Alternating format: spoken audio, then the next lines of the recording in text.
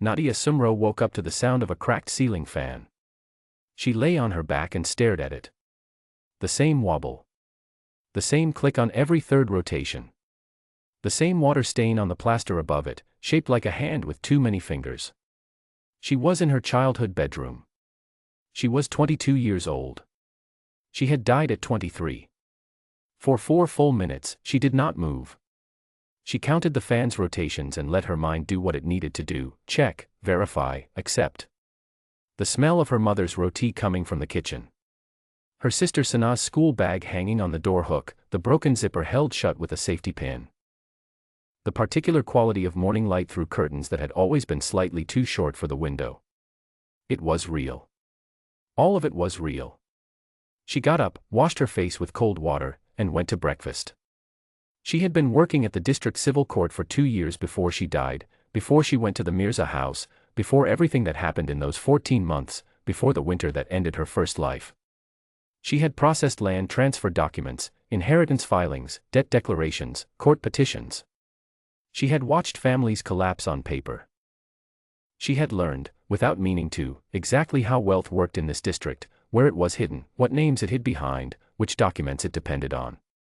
That knowledge had done her no good the first time. She intended to use it now. She ate her roti. She smiled at Sana, who was complaining about a mathematics exam. She told her mother the tea was good. She behaved, in every observable way, like a young woman who had no particular weight on her mind. Inside, she was making a list. 3 weeks after she woke up, her father called the family into the sitting room. Nadia already knew what he was going to say. She knew the exact phrasing. She knew he would fold his hands in his lap and clear his throat once before speaking, as though the words needed to be loosened before they came out. She knew her mother would sit with her hands folded too, already having made her peace with it, already having accepted the thing as settled. The Mirza family had proposed. Bilal Mirza. A landowner from the next district. 41 years old. Respectable, her father said. Established. He had been married twice before. Both wives were gone in ways the family described as unfortunate and the neighborhood described in whispers, if it described them at all. Her father said, "We have already said yes. The wedding will be in 4 months." Her mother looked at the floor. Sana looked at Nadia. Nadia looked at her father and said, "I will not go." The room went very still. The ceiling fan in the sitting room had the same wobble as the one in her bedroom, and it clicked on every third rotation, and for a moment that was the only sound in the house.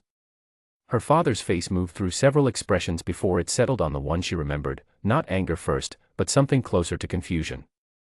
The genuine bewilderment of a man who had arranged this entire situation without ever once considering that this particular outcome was possible. Then the anger came. She did not raise her voice. She did not cry. She had already cried everything she had to cry for this moment in a life that no longer existed. She let her father speak. She waited until he was finished. Then she said the single sentence she had been building for 3 weeks, the one she had turned over and revised and sharpened until it was exactly the right shape.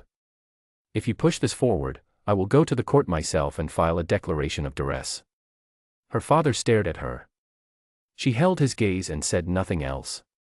She knew exactly how to file the declaration.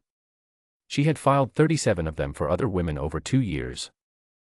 She knew which magistrate was on rotation, which clerk processed emergency petitions, how long it took to become a matter of public legal record. She knew all of this because she had done the work, quietly and without any awareness that she was one day going to need it for herself.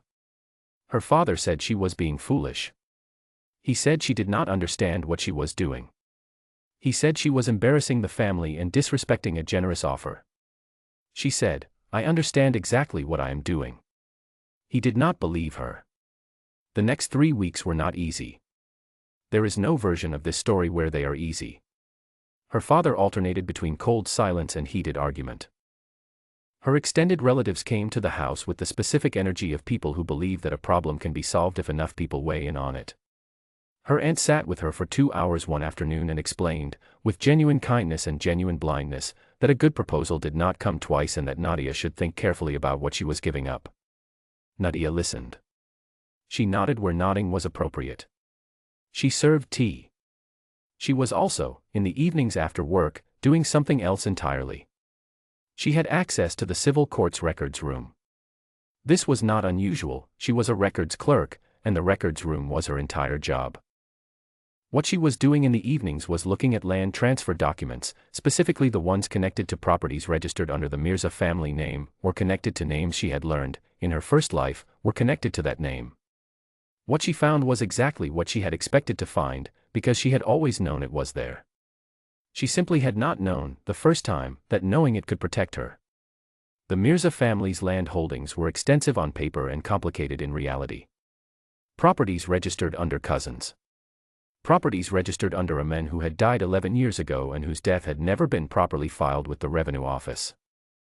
A chain of informal transfers, each one technically legal in isolation, each one dependent on the others not being examined too closely. Nobody had ever examined them too closely. Nadia did not make copies. She did not need to. She simply looked, and remembered, and noted which names connected to which documents, and then she went home and sat with Sana while Sana did her mathematics homework and asked Nadia to check her answers. Sana always got them right. She just needed someone to confirm it. Nadia understood that feeling very well. She had been building, quietly, a small network of the right people. There was a junior officer at the Federal Board of Revenue named Tariq, who had once come to the civil court to trace a property document and spent 3 hours at Nadia's desk while she helped him find it. He had been grateful in the practical way of someone who understands that competence is a gift. She had his card. There was a journalist named Hina Baloch who wrote for a regional daily and who had come to the court 6 months ago for press access to a public hearing. Nadia had processed the form. They had spoken for 20 minutes. Hina had given her a number and said, with the casual directness of someone who said this to many people, that if Nadia ever came across anything worth knowing about, she was easy to reach. There was a woman's legal aid organization in the city. Nadia had known their stamp for 2 years, it appeared on petitions, on declarations, on the paperwork of women navigating situations they had not chosen. She had never called them. She knew their number. She called all 3. She did not tell them what to do. She did not need to. She told Tariq that there were some property records that might be worth a second look, and gave him 3 specific document numbers. She told Hina that there was a pattern of informal land transfers in the district that had never been written about, and that she knew enough to help her understand it, off the record, without names. She told the legal aid organization that she had reason to believe that certain complaints, if they were ever brought forward by women connected to a particular family, would find supporting documentation already in the public record. She was a records clerk. She understood documents. She understood that the right document, in the right hands, at the right moment, could do more damage than any argument ever could. She hung up each call. She went back to her desk. She filed the next petition in the pile. On the evening before the date her father had set for the formal engagement ceremony, the gathering of families, the exchange of gifts, the point after which refusal would carry a different social weight, Bilal Mirza came to the house. This was not planned, as far as her family knew. It was a courtesy visit, a goodwill gesture, a prospective groom showing respect by appearing in person. Nadia had wondered, in the weeks leading up to this moment, how she would feel when she saw him. She had spent 14 months in his house in her first life. She had spent those months learning exactly what kind of man he was, in the way that only proximity teaches. She had thought, sometimes, that seeing his face again would undo her, would pull her back into the fear she had carried through those 14 months like a stone in her chest. What she felt instead, when he walked into the sitting room and sat down across the tea tray from her, was something much quieter. Not calm, exactly. But something in the neighborhood of calm. The feeling of a person who knows something the other person in the room does not know. He smiled at her. The specific smile of a man who has never considered that a woman across a tea tray might be a threat. She smiled back. She poured his tea. She handed it to him with 2 hands, the way she had been taught. She was thinking, while she did all of this, about Tariq's audit request, which had been filed 4 days ago. About Hina's article, which was being reviewed by her editor. About the phone call the legal aid organization had received, that same afternoon, from a woman she had never met but whose situation she had quietly helped to become visible. She poured her own tea and sat with her hands in her lap and answered the questions his family and her family traded back and forth, the ritual conversation of an arrangement pretending to be a meeting. She said very little. She was polite. She was exactly as present as she needed to be. By morning, she thought, you will not be thinking about this. She was right. It was not one thing. It was never one thing. A family does not collapse from a single blow, not even a family that deserves it. It is always a cascade, a series of pressures arriving from different directions, each one small enough to manage alone, all of them together impossible to hold. The Federal Board of Revenue audit notice arrived the following morning. 3 properties flagged. 1 frozen immediately, pending verification of ownership documents that did not exist in the form the Mirzas had filed them. This was a routine process, technically. It happened to families all the time. It simply, in this case, happened to a family at a very specific moment. Hina Balocha's article ran in the regional daily 2 days later. It was not about the Mirza family. It was about a pattern of informal land transfers across 3 districts, the legal risk they created, the way they typically unraveled under scrutiny. It named no names. It did not need to. Certain people in the district read it and understood immediately what it was about, and those people were connected to the Mirza family, and they made phone calls. The legal aid organization filed supporting documentation for a complaint they had been building for several months, a complaint connected, quietly and through proper legal channels, to events in the household of a landowner from the next district. This filing was not public. It was not meant to be public. It was simply now part of a record that existed. The Mirza family withdrew the proposal by noon. They sent a message through an intermediary, a mutual relative, the standard channel for news that cannot be delivered directly. The message was brief and gave no specific reason. The phrasing was careful. The meaning was clear. Her father did not understand what had happened. He believed, because it was the explanation that made the most sense to him, that the Mirza family had gotten cold feet due to the family conflict, that Nadia's resistance had created enough awkwardness to put them off. He was not entirely wrong, but he was not close to entirely right either.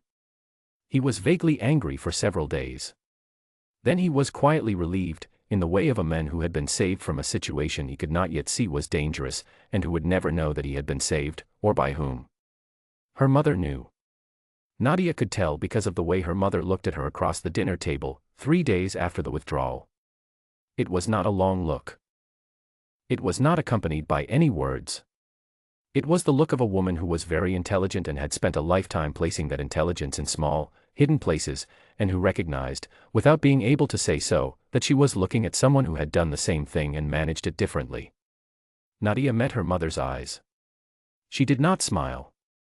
She just held the look for a moment, and then they both looked back at their plates, and dinner continued. Nothing was said. Everything was understood.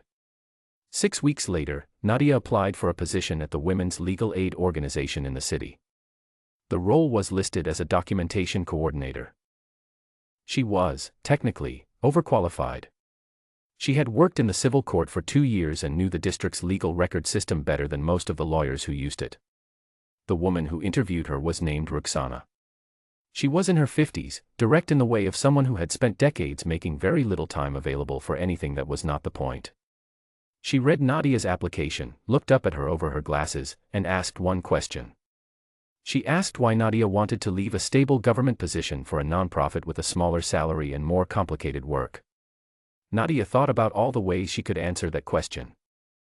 She thought about her first life, and the 14 months in the Mirza house, and the winter that ended it, and the morning she had woken up with a ceiling fan clicking overhead and the smell of roti in the air and a second chance she had not asked for. She said, because I know how the documents work, and I want to use that for something. Ruxana looked at her for a long moment. Then she said, you can start on Monday. Nadia was 24 years old. She had a desk now in an office that was too small and always too busy, with files stacked in every corner and a window that let in good light in the afternoons. She processed documentation. She understood legal records in a way that kept surprising people who had been doing this work for years. She answered phone calls from women who were frightened and helped them understand what paperwork could do for them, specifically and practically, in a language they could follow. She did not tell anyone about her first life. There was no version of that conversation that ended well. She did not think about Bilal Mirza often. When she did not feel what she had expected to feel. She felt something closer to distance, the feeling of looking at a thing from far enough away that it no longer had the shape it once had. She kept Tariq's card. She kept Hina Balocha's number. She kept her own knowledge of the district's records, organized in her memory the way she had always organized files, carefully, with a clear sense of where everything was and what it connected to. She had learned, in a life she would not repeat, that the most dangerous thing about the world she lived in was not cruelty. Cruelty was visible. You could name it. The most dangerous thing was the assumption that women were not paying attention. She was always paying attention. She sat at her desk in the afternoon light, opened the next file, and went to work.